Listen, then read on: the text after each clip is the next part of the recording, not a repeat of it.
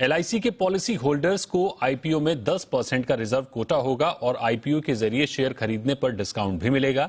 लेकिन ये फायदा उन्हीं को मिलेगा जिनका पैन कार्ड एलआईसी पॉलिसी से 28 फरवरी तक अपडेट होगा।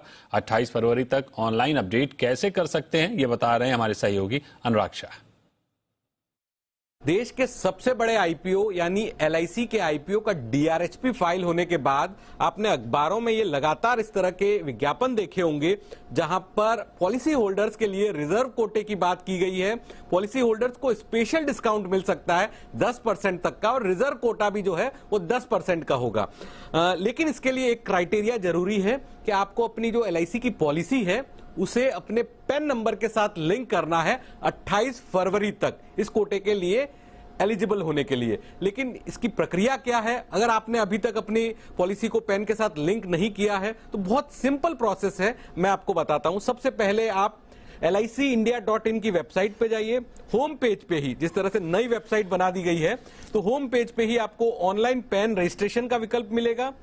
ऑनलाइन पैन रजिस्ट्रेशन का विकल्प क्लिक करने के बाद आपको विकल्प आएगा लिंक और पैन टू योर पॉलिसीज। उसमें आपको अपनी पॉलिसी नंबर, पैन नंबर की डिटेल हैंडी रखनी है, मोबाइल नंबर जहां पर ओटीपी आएगा उसे तैयार रखना है। और इसके अलावा आप ये भी चेक कर सकते हैं कि आप पहले आपकी जो पॉलिसी है वो पैन के साथ लिंक है।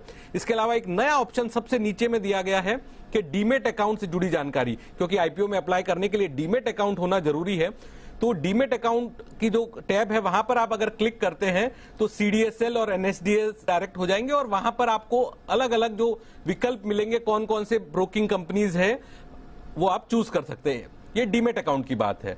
लेकिन इसका विकल्प चूज करने के बाद जब आप लिंक करने जाएंगे तो कुछ जानकारी मांगी जाएगी। आपका date of birth, email ID अगर है आपके पास, पैन नंबर और जो पैन कार्ड है उस पे जो नेम है वो आपको एंटर करना है, मोबाइल नंबर और पॉलिसी नंबर।